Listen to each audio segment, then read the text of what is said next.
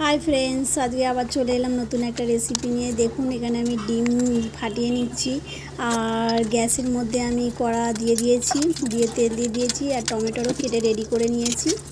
और एर मध्य एकटू सामान्य एकटू नुन दिए दिलाम, दिए भालो करे मिक्स करे निয়েছি। करे निয়ে एबार आमी कड़ार मध्य टमेटो जेगुलो केटे रेखेছি सेगुलो देবো। এখন আমি দিলাম চাট মশলা দিয়ে টমেটোটা দিয়ে দিয়েছি, দিয়ে তার মধ্যে ডিমটা দিয়ে দিয়েছি, দেখতেই পাচ্ছেন।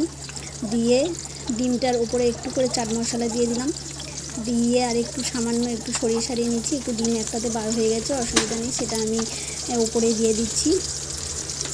নেড়ে চেড়ে নিয়ে ওর মধ্যে আমি সামান্য একটু ধনেপাতা কুচি দেব